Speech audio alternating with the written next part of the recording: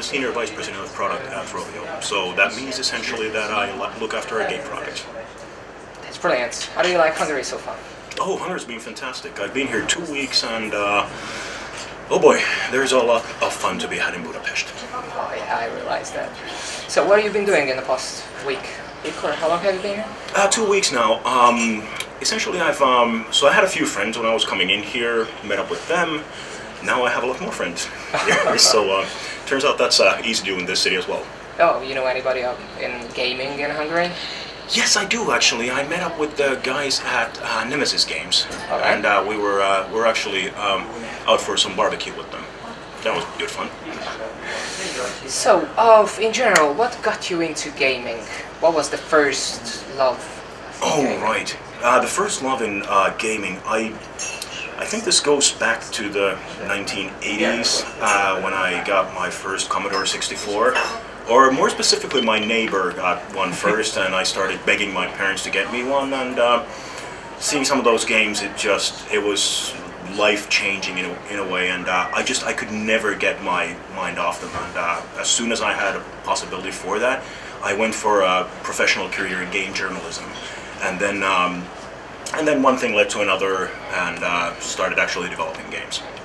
That's pretty good. You started at Rovio, or you actually did something no? Before that? So actually, I worked for a smaller company called Recoil Games, and we were first working on this large-scale AAA console project, and then 2008 happened, financial crisis, kind of lost funding and all that sort of thing. So, but in the end, we did ship a game called Richard for PlayStation 3. That was a brilliant game. Oh, thank you very much. I'm ecstatic that somebody has played it. I'm overjoyed. I was producer in that, and I'm fiercely proud of what we were able to do with the team, and that was a fantastic crew of people. Actually, that game was fantastic. The way you manipulated stuff, the privacy and stuff like that, and it was like, it was a lot of fun. I loved it. So at that point, I was actually working at a sort of so I left Recoil for a while to work on more serious software project management, and I had to take a huge risk coming back in the game industry because go back to a startup that but I saw the prototype for that game and I was like, oh man, I got to come here and ship this thing. This is brilliant. I love the core concept of it. All right, and when you started working with Rovio? So this was summer of 2011. My old friend Petri Järvilehto had just started a few months earlier working there. He used to work for Remedy Entertainment, and we met up at GDC in San Francisco. And one thing led to another, and soon I was working with Angry Birds. Was already the console port out?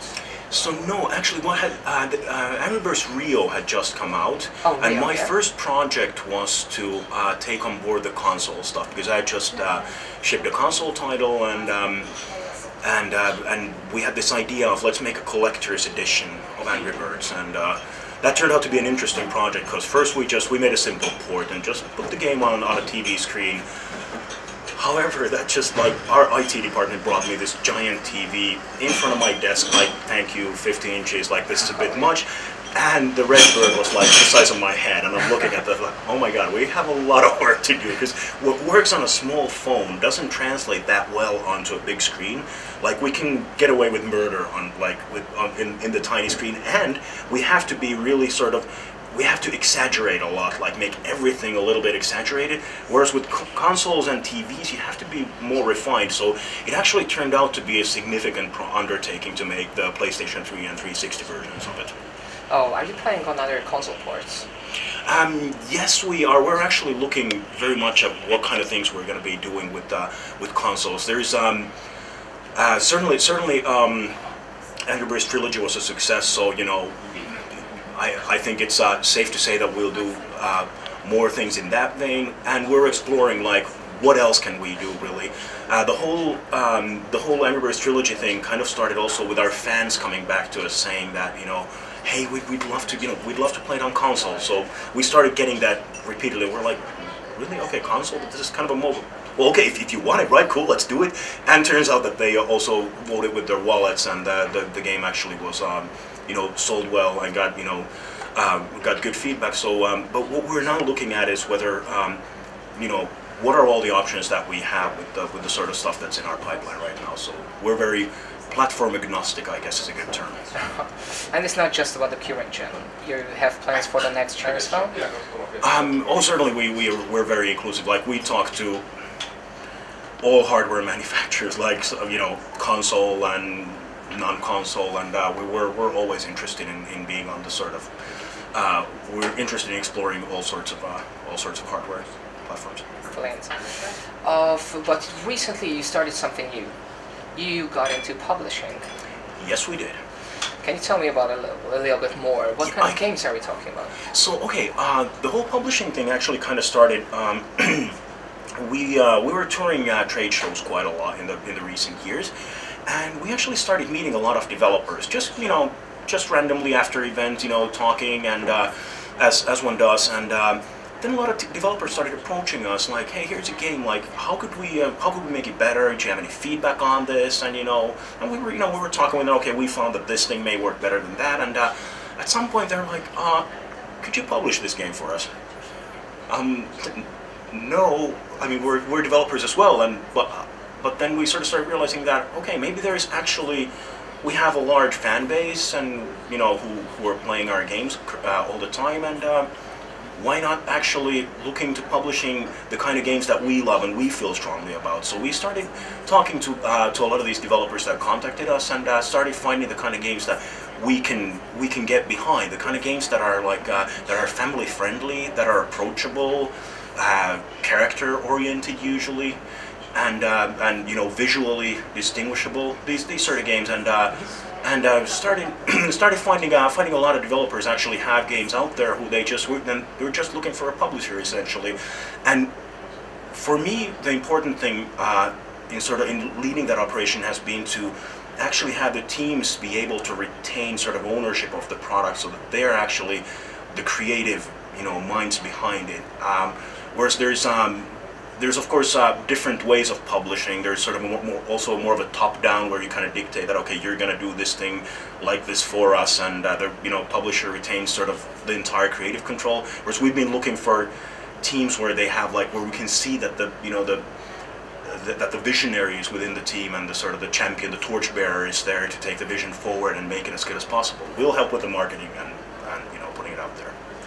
What kind of games can we expect with this project? We are going to focus in the beginning on mobile devices, but I will certainly not rule out the possibility of expanding from there. But mobile is sort of where our core competence is, and that's where we can really feel we add the most value to the partners we're working with. But we're certainly doing a lot of things on, you know, on console ourselves, and, you know, other platforms. So it's remains to be seen what we do with that.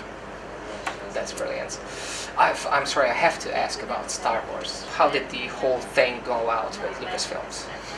I don't actually know who called who. All I know is that at a very early stage, sort of our team started getting super interested in it, because we were obviously, you know, contemplating all manner of, you know, directions after, you know, Angry Birds Seasons, Rio, and Space, and Star Wars was just one of those things that when our artists started working on the sketches, you would see, you know, the weirdest stuff and the coolest things ever. And just because the artists poured their hearts and souls into it, because it was something that was so close to, you know, everybody sort of, because it's part of our sort of common cultural heritage, and everybody at the studio is, you know, crazy about it. So it was a really easy collaboration to do it as such, and that was just fantastic. I mean, I wasn't actually involved in the project, but it was fantastic to watch from the sidelines, just seeing new concept art get up every day. I'm like, okay, this may actually turn out to be something good. And here comes Angry Birds Star Wars 2. Yes. And you added a little twist. Yes. With the figurines. Where did the inspiration coming from? Also, something I wasn't actually involved with at the time. That was before I started looking after a project. I don't know the history. So you pretty much have a lot of plans for the future. Oh yeah, we have a lot of things going on all the time. It's I'm both sort of ecstatic about going back to the office, and also like fearful of the amount of work that's going to wait for me there. But it's a fantastic problem to have. Actually, Phil, when a person enjoys his job, it just shows on the product as well. And you guys very much seem to enjoy what you do. I certainly agree. I mean, I think that's really crucial, and that's sort of what I touched on with ownership. Is why I also want the people who work on the games that we publish, I want them to enjoy what they're doing, because all of it, you can't really hide that. Like, if somebody's miserable at work, the games and the products are not going to be great. You know, you do have to love what you're doing if you are to put your passion into it.